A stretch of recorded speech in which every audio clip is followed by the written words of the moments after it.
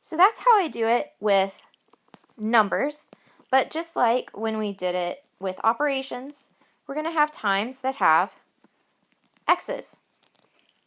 And so when we do x's, just like with the operations, we're just going to squish stuff together.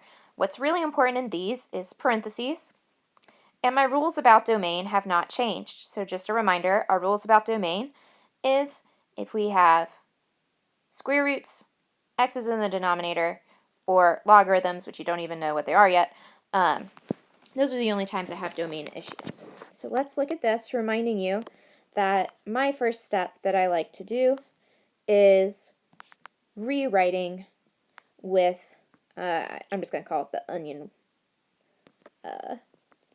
notation, because it makes it easier to see what's the outside and what's the inside function.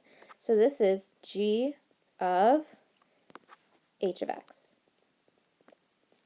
Okay, and what could be helpful is if you go up here and look at each function, and I'm going to put a little parentheses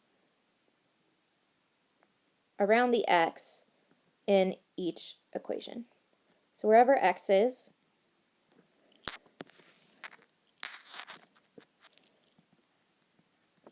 all right, now having that done is really going to help, because what I'm going to do is write my outside function first.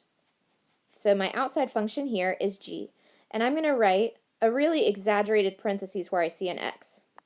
So I see something squared plus 1. But now the something I'm squaring is not a number, it's a function. So now I'm going to come over here to h of x, and I'm going to plug h of x in, and I get 2x minus 7. That's my answer. We aren't doing anything else to that. But just like before, we have to look at, do we have an x in the denominator? No. Do I have a square root? No. Do I have a log? No. So I have no problems. I can plug in anything from negative infinity to positive infinity that I want to. Okay, let's look at this one. When we do the next problem, what I've done is switched the order. So now my outside function is h, and my inside function is g. So now I'm going to write a really exaggerated version of h of x. 2 parentheses minus 7. And what I'm plugging into the parentheses is my blue function, g of x.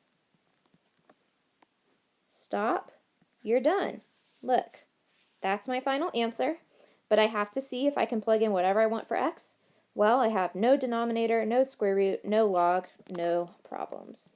Anything I want can plug in. All right. Next I have g of x. This is another one of those nested situations where you're doing it with itself. So I'm going to start with writing an exaggerated version of g of x. That's giving me the outside function. And now my inside function is going to be g of x again. It's like Inception. Now let's check our domain. No denominator, no square root, no log, no problems. Negative infinity, positive infinity. All right. I need to zoom out a little bit so I can still see my functions. All right, next we're going to do f of h of x. So I'm going to write my big function of f, so that would be 1 over something plus 3. And the something I'm plugging in is 2x minus 7. Uh-oh, what do you notice? Dun, dun, dun. We have an x in the denominator. Can I have an x in the denominator? No, so I am not done yet. I have to restrict my domain. So I cannot have my denominator equal to 0. So not equal to 0. Combine like terms. Add 4. Divide by 2. So x cannot be 2. Remember your little number line. That means I have an open circle at 2.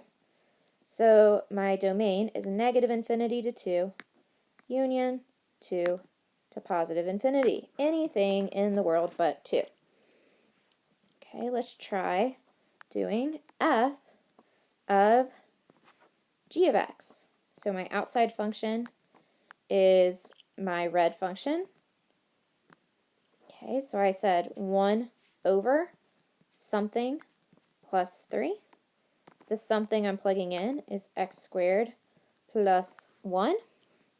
Oh no, I have an x in the denominator. X squared plus 1 plus 3 cannot be equal to 0. Now this is a little bit funkier than like what I would give you on a test or something. But if I solved this, you're going to get x can't be plus or minus 2i, because you're going to get a negative. Do I care about imaginaries? No. Oh, I just noticed I didn't even ask you for the domain for that very reason. So that was just a fun little extra. If that went over your head, no worries. There's a reason I said not to do a domain on that one. I was so smart when I wrote these notes. All right, so I'm changing to my nested notation. So I need 2 times something minus 7. What's the something I'm plugging in? What? 2x minus 7. I have no denominator, no square root, no problems. So negative infinity, positive infinity for my domain.